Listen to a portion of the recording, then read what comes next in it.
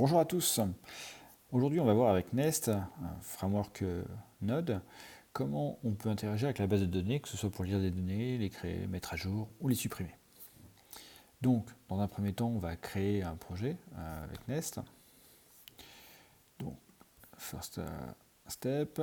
Donc, je considère que vous avez déjà installé en global Nest.js Clean. Et puis, nous, on va créer un projet avec Nest New. Alors, pour ça, j'ai créé un petit environnement. Voilà. Nest.js. Et on va l'appeler dbMySQL. Voilà. Donc là, il commence à s'installer. Il me demande quel manager de paquet je veux. Moi, je préfère Yarn, donc je prends Yarn, mais vous pouvez prendre celui que vous voulez, ça ne change pas grand-chose. Pendant qu'il installe tout ça, j'ai mis en place, moi, un Docker Compose pour faire tourner une base de données. Voilà, j'ai mis une MariaDB. Vous pouvez utiliser un MySQL, ça ne change strictement rien pour interagir avec la base de données. J'ai aussi mis un port 3333 au lieu de 3306. C'est simplement pour pas qu'il y ait de conflit avec mon MySQL local. Voilà. Évidemment, vous avez des noms et des passeports qui sont les plus basiques. Je vous déconseille de mettre ça pour la production. C'est vraiment pour faire un tuto simple et reprendre les éléments les plus simples. Donc pendant ce temps-là, ça s'est installé. On va aller dans le projet. Je vais démarrer mon Docker Compose. Voilà, comme ça, la base de données, elle, va tourner et on pourra travailler. Voilà. Et puis, je vais commencer par démarrer mon serveur. Alors, j'utilise pas Start, parce que Start, il va falloir que je redémarre à chaque fois que je fais une modification. Je vais utiliser Start Dev, qui permet d'avoir un mode watch, c'est-à-dire qu'à chaque fois que je fais une modification dans un fichier, le serveur se redémarre tout seul. Petit truc, hein, mais qui est défini déjà dans le paquet JSON. Donc, vous le trouverez facilement. Hop, le start dev, il est ici. Voilà. Donc, vous pouvez utiliser d'autres commandes. Donc là, mon serveur a démarré. Donc, on vérifie tout de suite qu'il est bien démarré. Donc, par défaut, il démarre sur le port 3000. Et voilà, là, j'ai un Hello World qui fonctionne parfaitement. Alors, je présuppose que vous connaissez Nest, hein, donc, mais juste pour qu'on se remette les idées en place. Le contrôleur qui est appelé par défaut ici va appeler le service qui lui-même a une méthode qui s'appelle Hello World, getHello plutôt, et qui va faire un Hello World. Voilà. Là, il nous retourne le Hello World et c'est ce qui est affiché.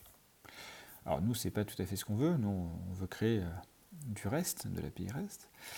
Et pour ça, on va plutôt s'intéresser au module. Un module qui nous permet d'importer d'autres modules. Donc, on va créer un module qu'on va appeler todo. Alors oui, là, pour le coup, les noms vont pas être nécessairement des plus créatifs, mais c'est vraiment pour l'exemple. Voilà, TS module TS. Et donc, on importe tout de suite la librairie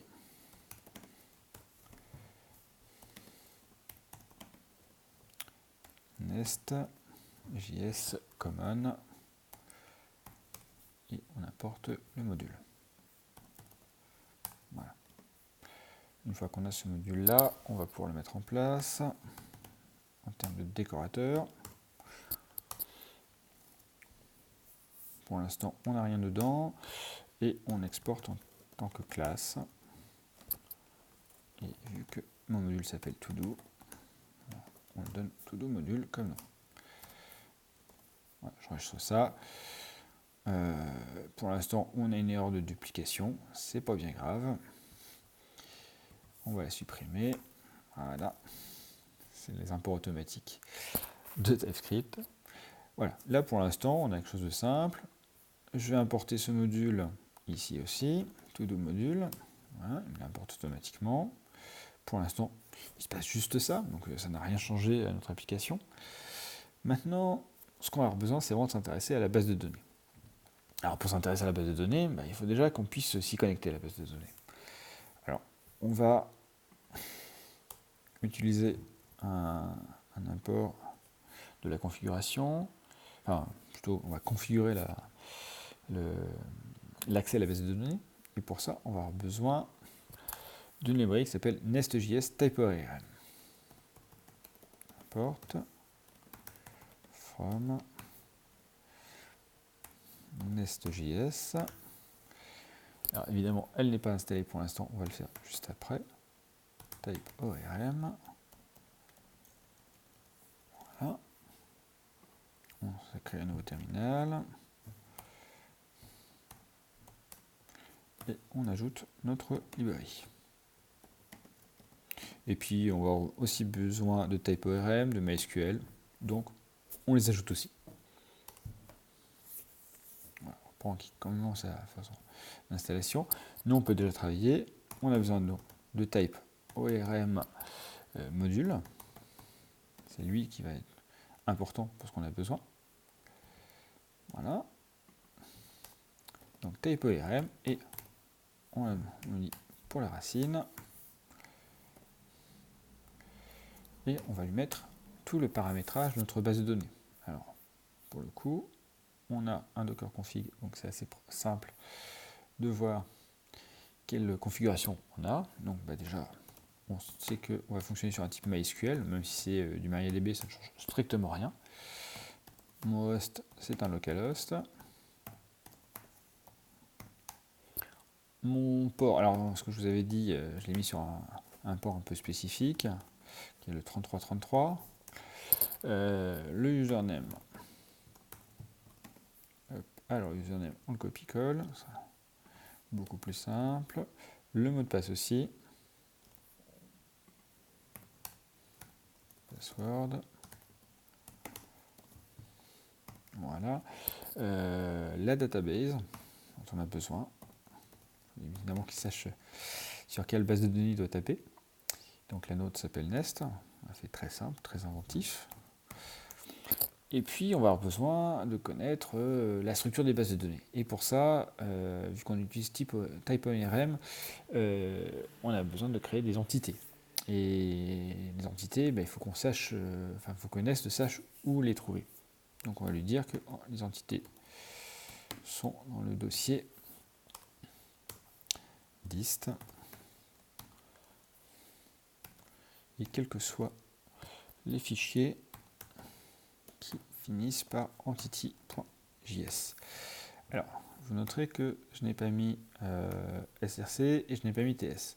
En fait, vu qu'il va être transpilé, il va automatiquement aller chercher les entités dans les éléments transpilés. Donc du coup dans dist, et si c'est transpilé, ce ne sera plus du TypeScript, donc plus du TS, mais du JS, du JavaScript. Voilà. Et puis on veut que ça se synchronise quand on fait des mises à jour. Voilà. Donc là, on a notre configuration qui est donc prête. Voilà. J'enregistre ça. Normalement, je dois avoir une erreur. Non, tout fonctionne. Bon, parfait. On vérifie comme que ça tourne. Voilà. Alors maintenant qu'on a ça, bon, je peux fermer Docker Compose. On va avoir donc tout le module. Et là, on va commencer à pouvoir travailler et dire, voilà, j'ai travaillé avec telle entité. Donc, dans ce module-là, moi, j'ai besoin d'une entité précise. Hop là, entities. Et mon entities, elle va s'appeler todo. Todo entity.ts. Voilà. Donc là, vous notez que c'est entity, donc c'est ce qui va être généré automatiquement et utilisé automatiquement par notre quand l'app module ira chercher les différentes entités. Donc j'exporte tout de suite mon fichier, exporte classe todo. Voilà. Parce que, alors pourquoi todo et pas todo entity, comme j'ai pu faire todo module, simplement parce que ça va être le nom de la table. Vu que c'est le nom de la table, c'est beaucoup plus simple. Alors on pourrait le paramétrer, mais voilà, on va faire au plus simple encore une fois. Maintenant, on va importer le typage de nos colonnes de notre table. Donc, on va utiliser pour ça TypeORM. Et on va avoir besoin de entity pour lui dire que notre élément là, c'est une entité. Voilà. On va avoir besoin de colonnes. Et on va avoir besoin de primary generated colonne. Bon, on va commencer par quelque chose de simple. Je veux avoir un ID qui soit un number. Donc, je prends mon primary colonne, primary generated colonne, et je lui dis simplement, c'est toi ma clé primaire. Aussi simple que ça, puis du coup, il va la générer automatiquement. Maintenant, je veux aussi avoir un titre, donc un title, qui sera une string. Donc ça, c'est une autre colonne, et puis j'aurai une colonne description. Voilà. Et donc, ce sont des colonnes, donc je les définis en tant que telles. Je dis, toi, tu es une colonne, et toi aussi. Avec une petite spécificité pour ma description, parce que là, nécessairement, il va nous créer une sorte de, je pense, un varchar, quelque chose comme ça. Et puis là, pour description, il va nous créer pareil. Sauf que moi, là, je voudrais un type texte. Donc, je le spécifie. Voilà. Donc là, j'ai une entité qui existe et qui est plutôt basique, mais c'est ce que j'ai besoin. Donc maintenant, cette entité, on va l'importer ici. Importe. Donc c'est du coup, on a dit que c'était to do. Entité, from. Et donc l'entité, entities. Voilà. Et je l'importe.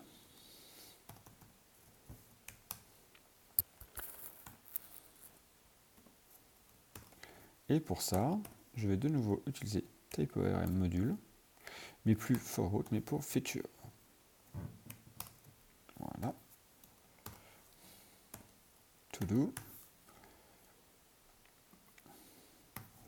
Et c'est tout pour le moment. Voilà. Là, j'ai ce qu'il me faut de base pour pouvoir faire fonctionner ma base de données. Maintenant, c'est bien, mais je veux pouvoir lister déjà ce que j'ai dans ma table. Donc pour ça, je vais créer ce qu'on appelle un service. Donc on va créer un dossier pour ça, services, dans lequel on va créer un fichier todoservice.ts.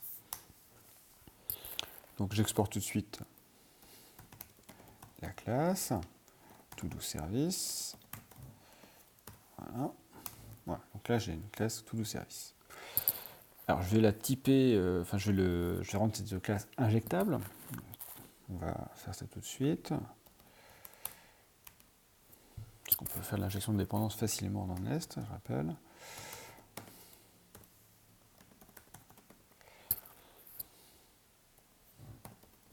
Nest.js common. Et du coup, j'ai besoin de injectable. Voilà. Donc, j'ajoute ce décorateur. Voilà, donc là, j'ai une classe qui est tout de suite injectable. Maintenant, on va ajouter un constructeur.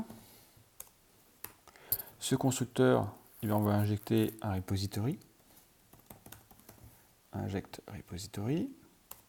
Voilà, donc c'est un paquet de Nest.js type ORM.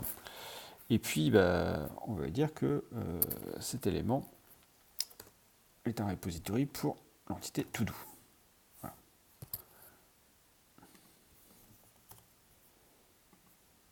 Voilà. Et puis on passe à s'arrêter là. Dire todo, je ne l'ai pas importé, on va l'importer tout de suite. Todo. Nest.js. Non, pas Nest.js. Entities. To-do entity. Voilà. Donc là, j'ai mon injecteur repository. Simplement, c'est juste un décorateur. Il faut que je lui définisse mon attribut. Alors, private. Je le mets en read-only. Et là, je vais l'appeler to-do repository. De type repository. Repository. Avec l'entité to-do. Voilà. Et ce repository lui, il vient directement de la classe TypeORM, du module TypeORM.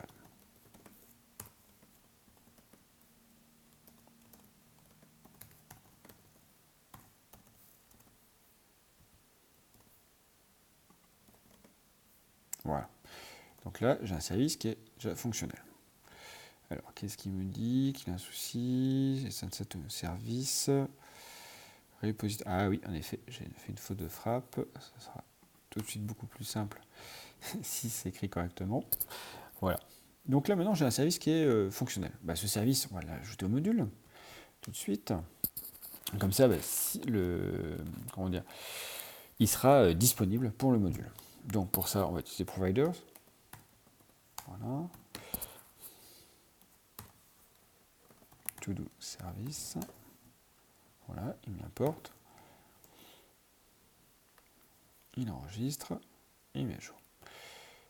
Donc là, j'ai mon service. Et ce que je veux, déjà, c'est pouvoir lire l'ensemble des données qui sont dans la base de données. Donc, il va nécessairement y avoir un côté asynchrone quand on lit une base de données. Donc, on fait une méthode asynchrone aussi.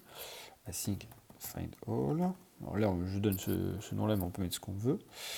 Ça va me retourner une promesse qui va contenir un tableau correspondant à l'entité to do.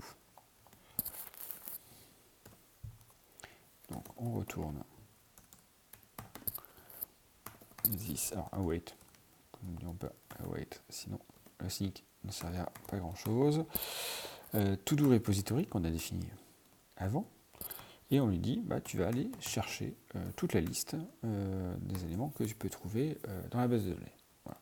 Sachant que j'ai déjà nourri de 2 éléments cette base de données. Donc elle sera vraiment pas vide. Voilà.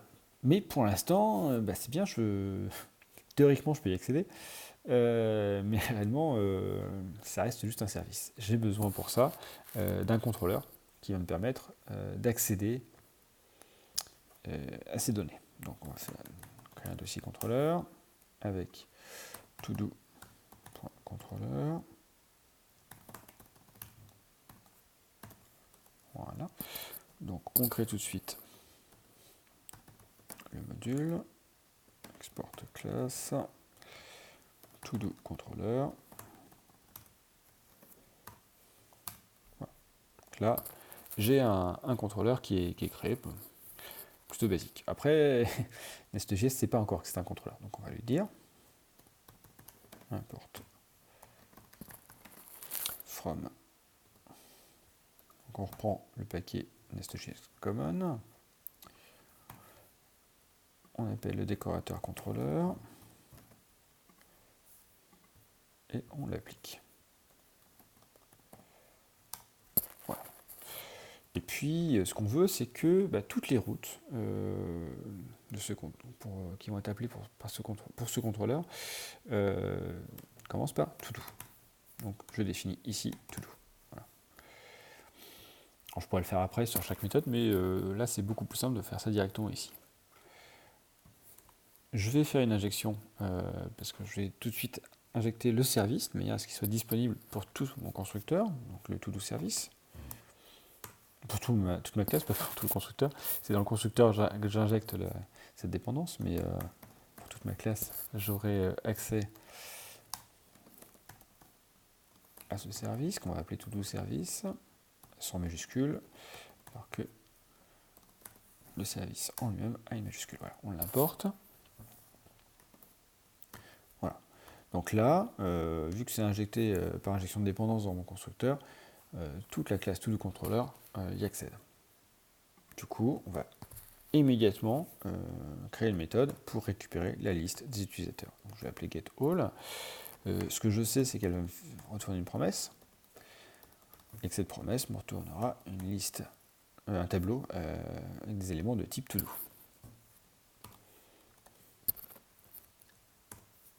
Voilà. Maintenant, on va lui retourner la méthode du service, todo services, et pour l'instant, il y a une seule méthode, donc c'est encore plus simple, et c'est findAll. Voilà.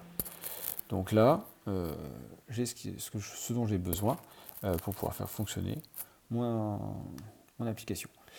À quelques petites choses près, comme là par exemple, il ne sait pas que mon entité to-do, il ne la connaît pas, donc on va dire, on va aller from entities to-do entity. Voilà.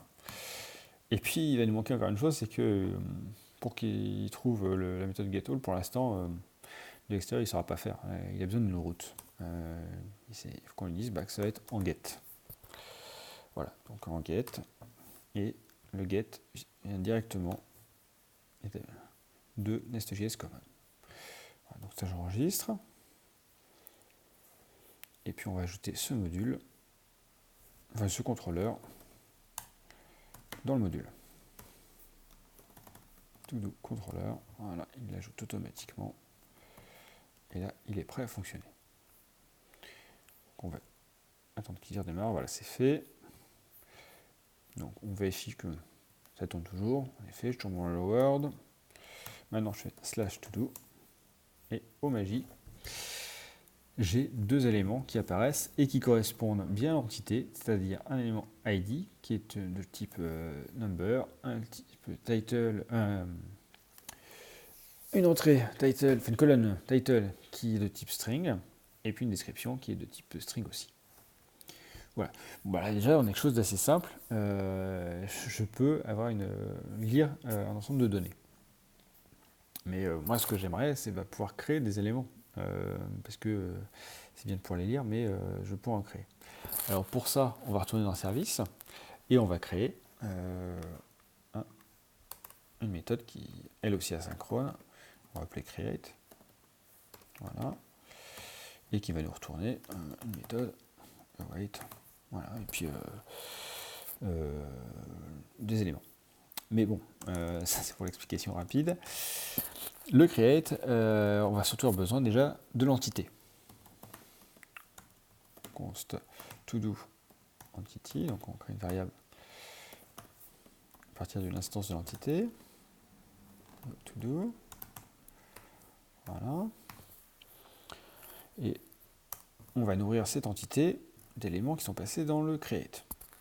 Alors là, on va essayer de faire en sorte que ce soit des éléments qui soient déjà structurés. Et pour que ce soit structuré, on va utiliser ce qu'on appelle un DTO.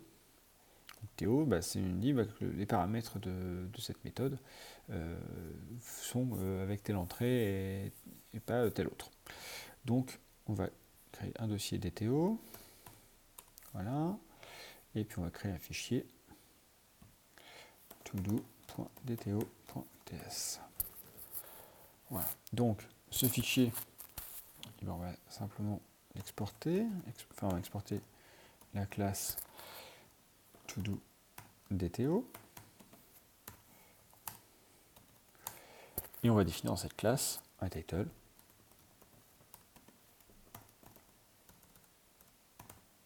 qui va être une string.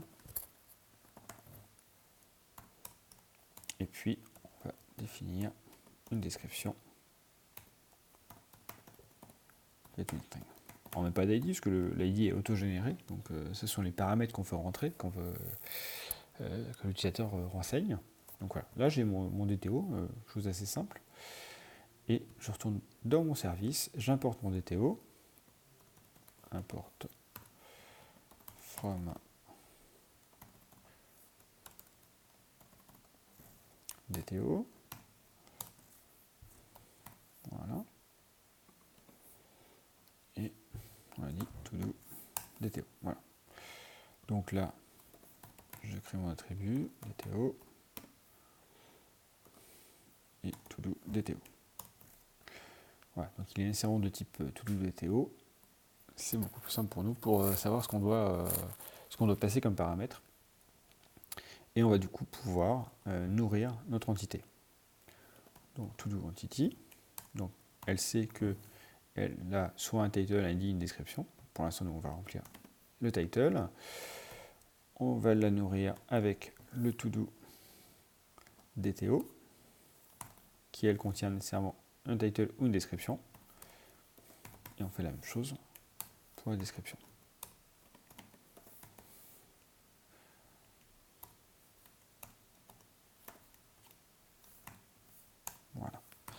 Donc là, on a juste nourri une entité. Maintenant, on va créer cet élément-là dans le repository. Const to do this to do repository create et on lui passe l'entité qu'on a nourrie. Voilà. Alors, à terme, on retournera cette entité, ce repository. Mais avant, eh ben, il faut qu'on la sauvegarde. Donc, await this to do repository save. Et qu'est-ce qu'on sauvegarde? Eh ben, l'état de notre repository. Voilà. Donc là, j'ai un create assez simple pour pouvoir créer mon entrée dans ma base de données. Alors, on va fonctionner maintenant de la même manière sur le contrôleur. Donc, je vais faire une méthode create. Voilà. Alors, et pareil, on va lui passer un DTO. Donc, on va appeler tout de suite le DTO. Import to do DTO.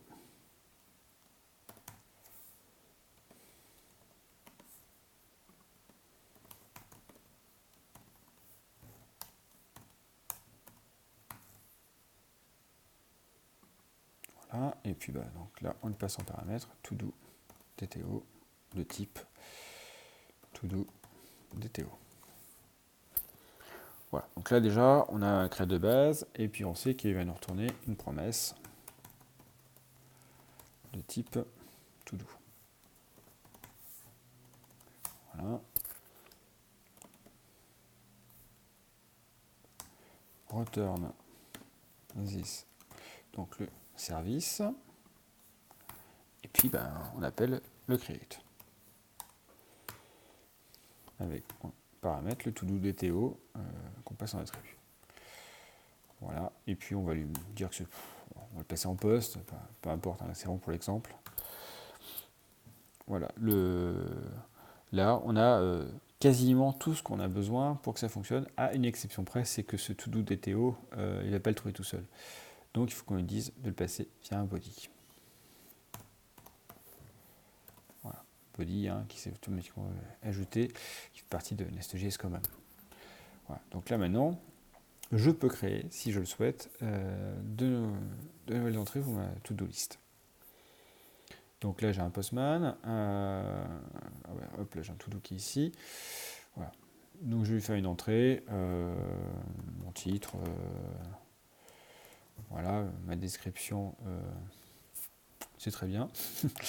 On va lui mettre un petit smiley qui sourit beaucoup, et voilà. On envoie tout ça. Et automatiquement, donc il nous retourne, ce qu'on avait demandé, c'est qu'il nous retourne l'entité créée, donc avec son titre, sa description et l'ID. Et puis, si on va voir la liste qu'on avait donc tout à l'heure, qui était celle-ci, maintenant on a une autre nouvelle entrée. Donc, très bien, voilà. C'est bien. Maintenant, ce qui serait bien, c'est de pouvoir aller encore un peu plus loin et qu'on puisse faire un update. Alors, faisons un update. On va retourner dans les services. Donc, de la même manière, on va faire un async, update. Et puis, on va retourner toute la mise à jour. Donc, pour l'update, on a besoin de l'ID de référence, donc un number, et puis de nouveau le DTO. Voilà. Ça sont les deux entrées qui vont être nécessaires pour l'update. Donc tout de suite après ça, on effectue l'update immédiatement. Hop, await this to do repository, et puis on appelle la méthode update du repository.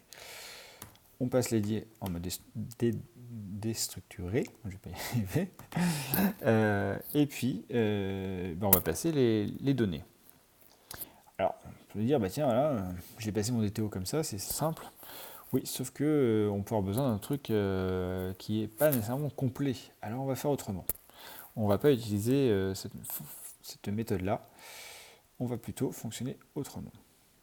Donc, hop, je renomme, je l'appelle data, et je vais dire qu'il peut être partiel. Partiel, mais de type toujours to-do DTO.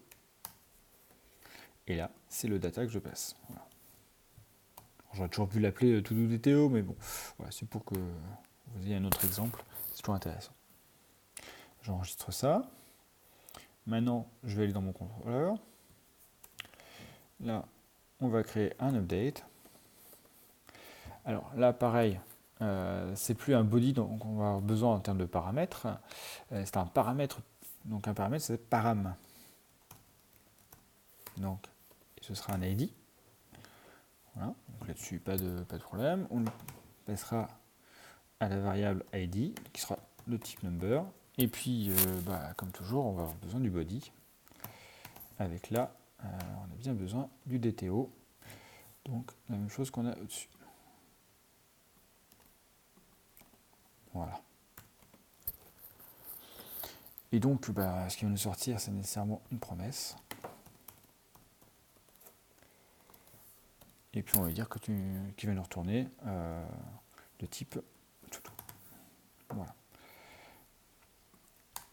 Donc, pour l'instant, il nous met que la promesse est en erreur, ce qui est normal vu qu'on n'a rien mis dans la méthode. On appelle le service. On fait update. Voilà. Du coup, on lui passe l'ID. Et puis, le to-do DTO. Voilà. Alors, qu'est-ce qui ne lui va pas? Impossible de signer void. Qu'est-ce que j'ai fait comme erreur? Body, to-do.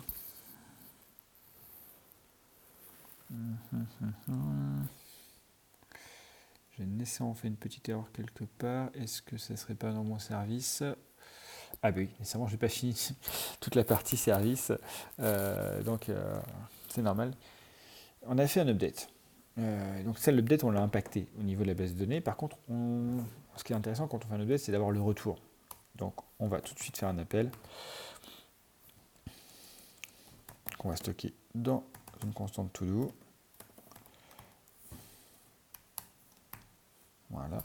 Et vu qu'en fait, c'est un élément précis dont on a besoin, et pas toute une liste, on fait un find one.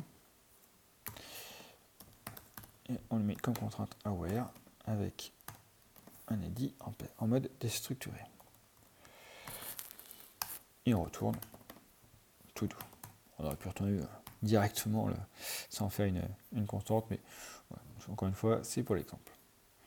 Maintenant, on retourne dans le contrôleur, on enregistre. On note bien que là, on n'a plus d'erreur du tout. On peut tester tout de suite si ça fonctionne. Donc, on est sur le 7. On dit que c'était un pute. Oh, je crois que j'ai oublié un petit truc avant de continuer. Je sais qu'on aura une erreur. Je n'ai pas dit que c'était un pute, je ne lui ai rien dit du tout. Donc, c'est un pute. Voilà. Et ce que je veux, c'est que je récupère cet ID. Et pour récupérer l'ID, il faut lui donner une route. Donc voilà, je lui mets un ID. Donc là, il est prêt à recevoir tous nos éléments. Donc on a dit qu'on avait le 7. Donc le 7, hop. Le nouveau titre du 7. Et la description du 7. Voilà. Donc c'est bien impute. Je vais passer le paramètre 7. J'envoie. Voilà. Et il me retourne la mise à jour. On vérifie dans la liste que c'est bien ce qu'on a. Parce que là, c'est mon titre, ma description. Voilà. Donc la mise à jour, c'est bien faite. Intéressant, mais maintenant, ce qui serait intéressant aussi, c'est de pouvoir supprimer cet élément-là. Donc, on revient au service. Et dans ce service, on va créer un delete. Async, delete. Là, une fois de plus, on a juste besoin de l'ID, parce qu'on connaît on n'a pas besoin de changer les données, on veut juste supprimer cet élément-là. Et puis, on va simplement faire un const to-do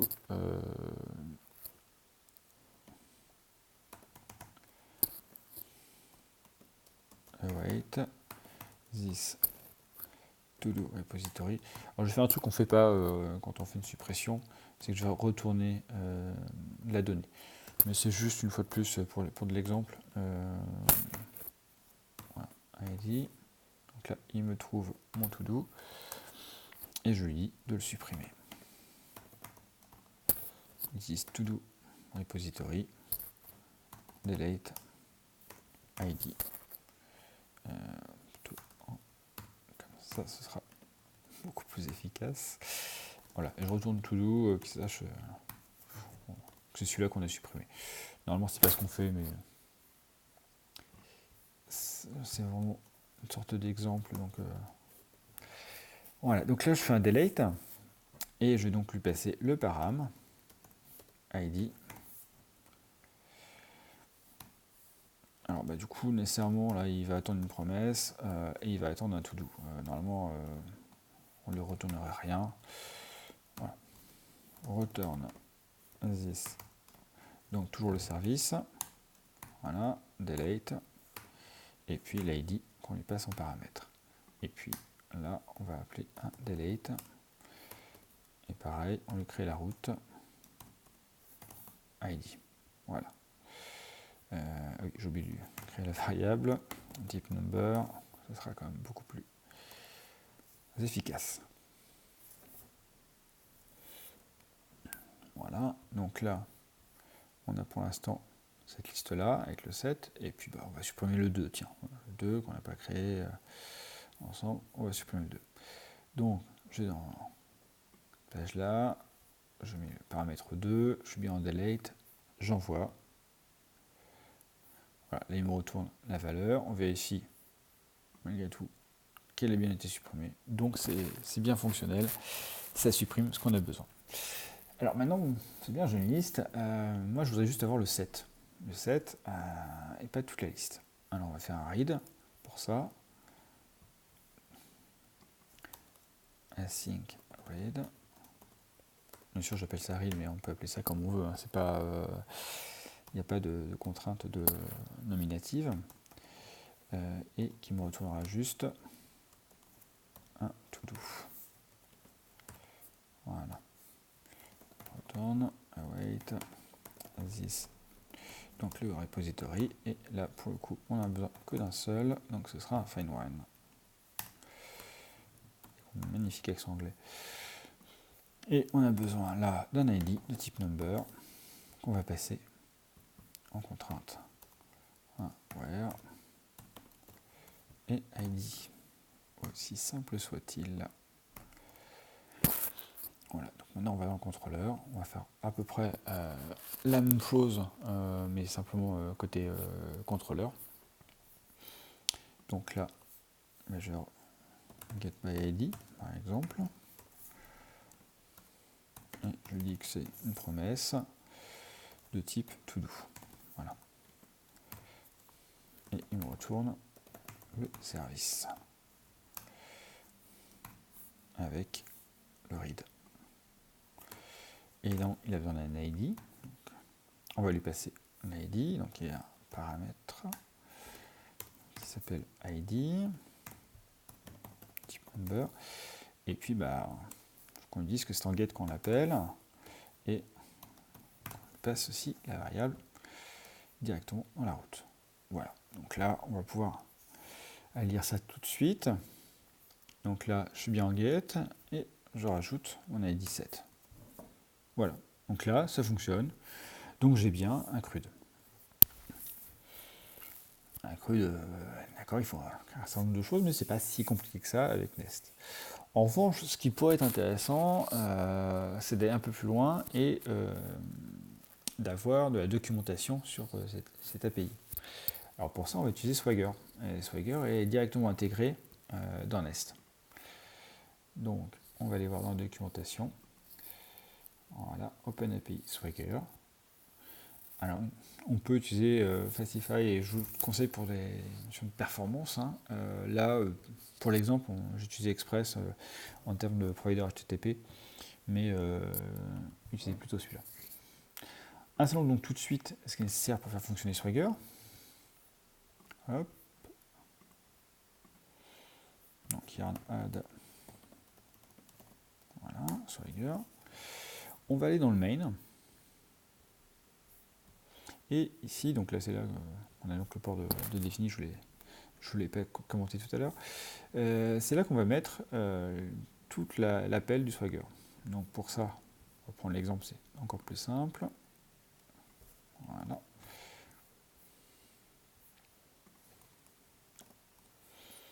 Donc là, nous, c'est une to-do. To-do. Version 1. Et puis, on va rajouter un tag, en effet, to-do, vu que c'est vraiment lié à notre module to-do. Swagger module, oui, parce qu'on n'a pas encore apporté l'élément Swagger. Et puis Swagger module setup qui va nous créer une route qui s'appellera API. Mais avant ça, on va importer la librairie Swagger dans le main. Voilà. Donc là, ça a bien démarré, tout est fonctionnel. On va aller voir tout de suite ce que donne cette documentation Swagger. Voilà.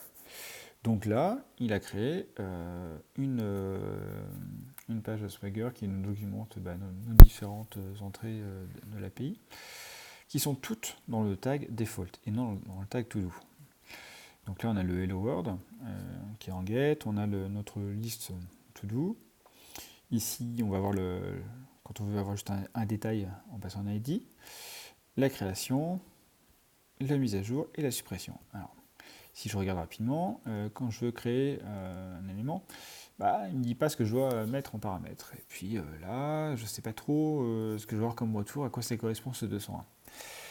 On va commencer par renseigner tout ça, parce que ça peut être fait de manière très très simple. Particulièrement sur les paramètres à passer, ce modèle, c'est le DTO. Donc on va aller tout de suite renseigner le DTO. Donc le DTO, on va revenir dessus. Où est-ce qu'il est là? Voilà. Donc le DTO, qui était pour l'instant assez simple, on va le complexifier un poil. On va faire un import de la librairie Swagger. Voilà. Et on va importer dedans le Swagger module. Voilà. Et ce Swagger module, qu'est-ce que je raconte? Pas le Swagger module, l'API model property. Voilà, là c'est beaucoup plus intéressant. On va lui dire que en entrée, là j'ai ce décorateur là qui me renseigne sur mon title. Je lui dis que c'est un title qui est obligatoire, donc require à true, et je lui dis qu'il est de type string. Et puis on va faire la même chose pour la description. Par contre, on va lui dire que la description elle est optionnelle. Donc on met un false. Voilà. Donc là, il recharge, il relance le serveur. On retourne sur notre API, on regarde, et en magie, j'ai le title et la description, et il me dit attention, t'as quelque chose qui est quand même obligatoire. Donc si on regarde le modèle qui est en dessous, en effet, j'ai mon title avec une étoile rouge qui me dit que c'est obligatoire. Donc déjà, c'est quand même assez pratique. Là, on peut nourrir les entrées comme on veut, sachant que les ID, eux, étaient nourris automatiquement. Il n'y a pas besoin de faire quoi que ce soit. Vu qu'ils sont typés en entrée de méthode, c'est assez simple pour Swagger de détecter tout ça. On va quand même aller un poil plus loin en disant c'est bien, mais là, moi, je voudrais avoir une description quand j'ai un retour 201. Puis si j'ai un retour 404, qu'est-ce qui se passe? Donc pour ça, on va dans le contrôleur.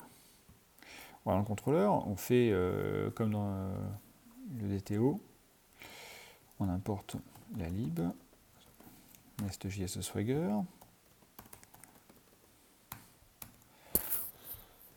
Alors, nest.js, voilà, Swagger. Et dedans, on va utiliser deux choses. Déjà, on va prendre l'API response, qui nous permet de définir le type de réponse. Donc on va tout de suite faire un type de réponse en rajoutant ce décorateur sur les getAll. Donc je lui dis que quand j'ai un statut de type 201, ça correspond à la liste des enregistrements. Voilà, tout simplement. Et puis si je rajoute un autre, si j'ai un statut 404, et dire pas de page. Voilà. Donc là, j'ai modifié les exemples de type de réponse. Donc on retourne dans Swagger. Donc je vais sur mon get to do, je recharge, hop, et là, en 201, il me dit que si j'ai un retour 201, c'est la liste des enregistrements.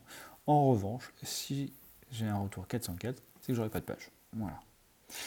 C'est bien, mais c'est pas encore totalement l'idéal parce que j'ai créé un module to do et puis il se retrouve dans default alors que j'ai un tag to do, donc c'est gentil, mais c'est pas totalement ce que je souhaite. Pour ça, on va rajouter ici un nouvel élément qui est API use tags. Voilà.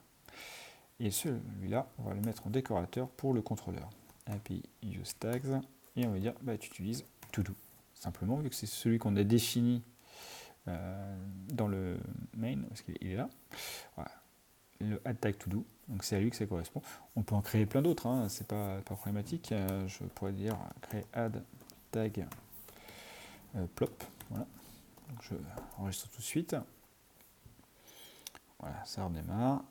On met à jour. Donc là, vous voyez bien que là, c'est dans le default et pas dans to do. Je mets à jour. Hop. Donc tout est passé dans to do. J'ai un plop qui s'est créé et le reste est dans le default. Voilà. Donc on peut du coup déplacer si on a besoin très très facilement d'un tag à l'autre. Donc voilà, ce qu'on a fait là aujourd'hui avec Nest.js, c'est qu'on a pu créer facilement, mettre à jour, supprimer, lire une liste de données, lire un élément précis, et puis documenter ça quand même assez rapidement. C'est quand même toute la force de Nest.js. Voilà, j'espère que ce tuto vous a plu. Merci à vous et à bientôt.